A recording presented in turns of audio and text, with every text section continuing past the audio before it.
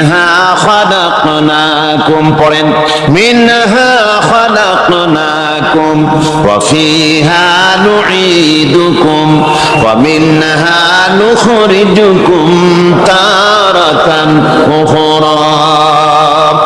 এ বান্দা, এই মাটি দিয়া তোরে তৈরি করা হয়েছিল, এই মাটির ভিতরে রেখে গেলাম, আবার এই মাটি থেকে আল্লাহ রব্বুল আলামিন তোমারে জিন্দা করবেন।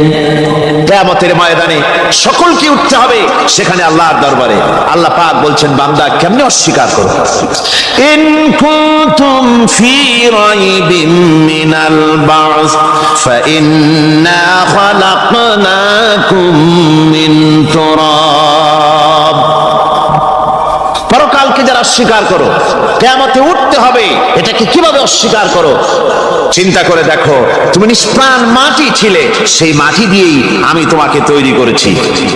আবার আল্লাহ পাক মানুষকে আরো বুঝান, কিয়ামত আছে, পরকাল হবে, আল্লাহর দরবারে উঠতে হবে।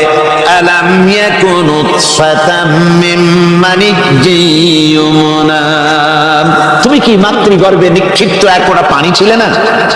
সুম্মা কানা আলাকাতান ফাখালাকা ফাসাওয়া, এরপরে তোমাকে মাংসপিণ্ডে, জমাট রক্তে মাংসপিণ্ডে পরিণত করা হলো, এরপরে তোমাকে সুন্দর করে তোমাকে সুগঠিত করা হলো।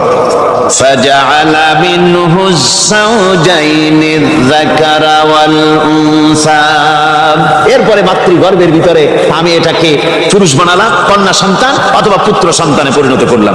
এইটা যে পেরেছে, যিনি পেরেছেন, আলাইসা যালিকা বিকাদিরিন আলা আইয়ুহিয়াল মাউতা, সে আল্লাহর পক্ষে কি সম্ভব নয় যে তোমার মৃত্যুর উপরে তিনি আবার জিন্দা করতে পারবেন? কি বলবেন, কি বলেন, সম্ভব না? তিনি পারবেন না? নিশ্চয়ই তিনি আবার কিয়ামতের মাঠে আমাদেরকে হাজির করতে পারবেন, এতে কোনো সন্দেহ নাই।